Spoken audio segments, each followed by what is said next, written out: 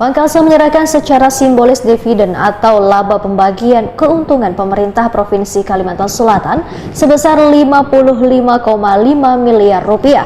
Penyerahan dividen ini sesuai dengan hasil rapat umum pemegang saham pada Februari 2025 di Banjarmasin, sudah dimasukkan sebagai pendapatan asli daerah Provinsi Kalimantan Selatan. Bank Kalsel menyerahkan secara simbolis dividen atau laba pembagian keuntungan pemerintah Provinsi Kalimantan Selatan sebesar 55,5 miliar rupiah. Penyerahan dilakukan pada momen pelantikan Dewan Komisaris Baru Bank Kalsel di Gedung Idham Halid Banjarbaru, Baisukan Senin 14 Juli 2025.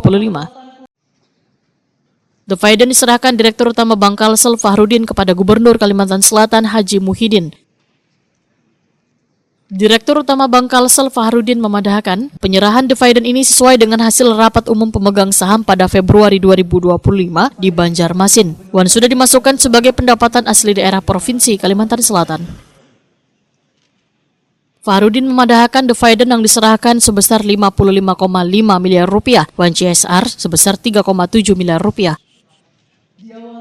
Menurut Fahrudin, sejauh ini kinerja Bank Kalsel terbilang bagus, terbukti laba Bank Kalsel tumbuh dibanding Juni tahun 2024 lalu. Pertumbuhannya mencapai 136% atau 40 miliar rupiah lebih.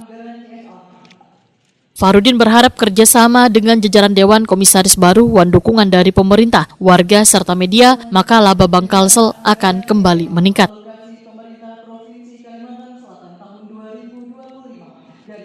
Jadi penyerahan dividen sebenarnya hasil dari order rupiah yang kita lakukan di bulan Februari dan sebenarnya sudah masuk di sebagai pendapatan daerah, dan hari ini secara simbolis akan kepada Gubernur terdiri dari 5 miliar sekian rupiah dividen dan CSR-nya 3,7. Insya Allah depan bisa akan lebih bagus, dan alhamdulillah di Bank Kalsel Pak saya sudah lakukan